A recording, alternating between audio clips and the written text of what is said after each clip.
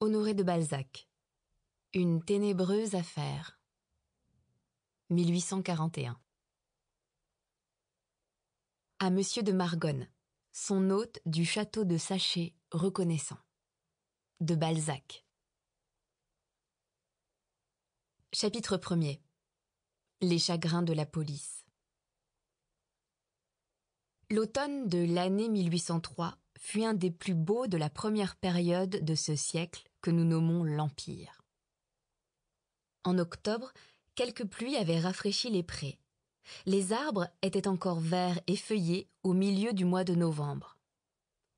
Aussi, le peuple commençait-il à établir entre le ciel et Bonaparte, alors déclaré consul à vie, une entente à laquelle cet homme a dû l'un de ses prestiges.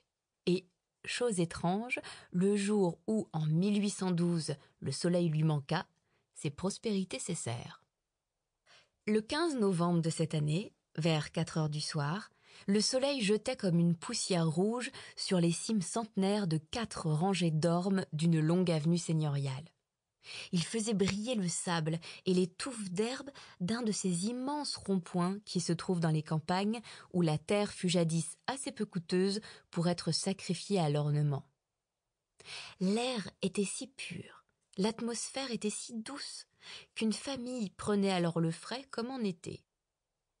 Un homme, vêtu d'une veste de chasse en coutil vert, à boutons verts, et d'une culotte de même étoffe, chaussé de souliers à semelles minces, et qui avait des guêtres de coutil montant jusqu'aux genoux, nettoyait une carabine avec le soin que mettent à cette occupation les chasseurs adroits dans leurs moments de loisir. Cet homme n'avait ni carnier ni gibecière, enfin aucun des agrès qui annoncent ou le départ ou le retour de la chasse, et 2 femmes, assises auprès de lui, le regardaient et paraissaient en proie à une terreur mal déguisée. Quiconque eût pu contempler cette scène, cachée dans un buisson, aurait sans doute frémi comme frémissaient la vieille belle-mère et la femme de cet homme.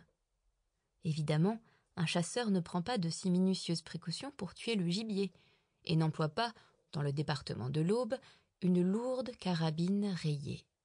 « Tu veux tuer des chevreuils, Michu ?» lui dit sa belle jeune femme en tâchant de prendre un air riant.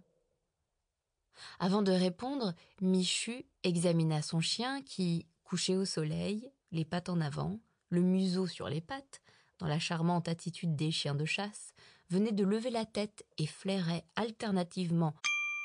Sample complete. Ready to continue?